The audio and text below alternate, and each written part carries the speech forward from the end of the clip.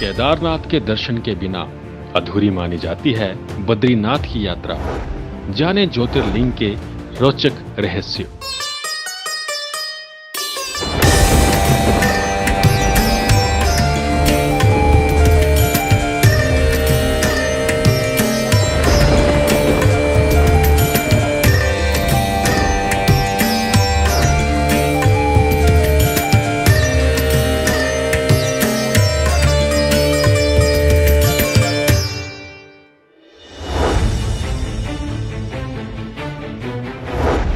पच्चीस अप्रैल से केदारनाथ धाम के कपाट भक्तों के लिए खोल दिए जाएंगे। ऐसे में अगर आप आसानी से इस साल केदारनाथ यात्रा करना चाहते हैं तो यहाँ जान लीजिए इसके लिए कैसे बुकिंग करनी होगी और आपको क्या क्या सुविधाएं मिलेंगी। कैसे करें बुकिंग? अगर आप केदारनाथ और बद्रीनाथ के लिए बुकिंग करना चाहते हैं तो आपको इस वेबसाइट पे जाना होगा।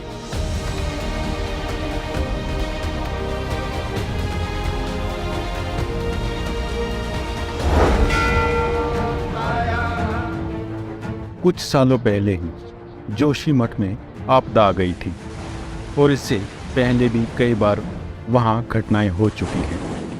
ऐसे में बिना बुकिंग के दर्शन नहीं होते हैं।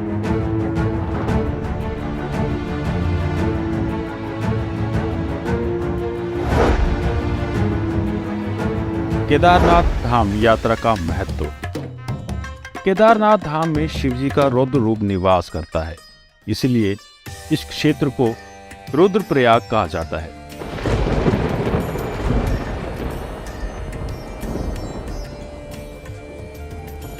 देश के 12 ज्योतिर्लिंगों में से सबसे उच्च स्थान पर केदारनाथ धाम है। कहते हैं केदारनाथ में भगवान शिव के दर्शन करने से मनुष्य को सभी पापों से मुक्ति मिलती है। केदारनाथ मंदिर का इतिहास 12 ज्योतिर्लिंगों में से एक है। केदारनाथ धाम जो कि उत्तराखंड राज्य के रुद्रप्रयाग जिले में स्थित है, भगवान शिव की नगरी केदारनाथ धाम चारों धामों में से एक है। केदारनाथ को केदारेश्वर भी कहा जाता है क्योंकि ये केदार नामक पर्वत पर विराजमान है। ऐसा माना जाता है कि सतयुग में उपमन्यु ने इस स्थान पर भगवान शंकर की आराधना की थी और द्वापर में पांडवों ने इस स्थान पर तपस्या की थी। केदार पर्वत हमेशा बर्फ से ढका रहता है, जिससे मंदिर के कपाट कुछ ही महीनों के लिए खुलते हैं। केदारनाथ धाम हिंदुओं का पवित्र स्थल है।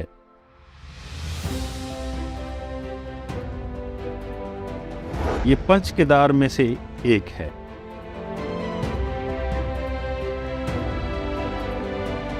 केदारनाथ मंदिर के कपाट अप्रैल से नवंबर माह के मध्य खुलता है।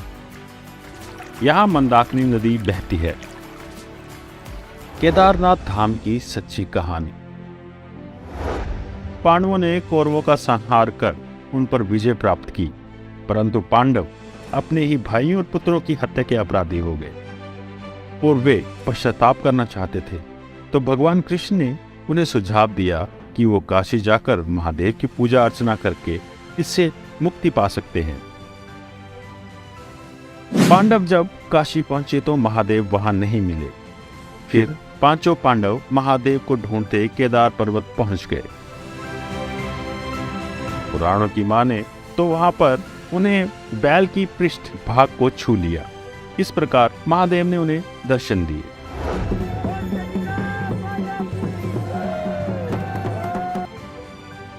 केदारनाथ यात्रा कब से कब तक? श्री केदारनाथ धाम दर्शन के लिए हमें 16 किलोमीटर की ट्रैकिंग करनी होती है, जो कि पैदल रास्ता है।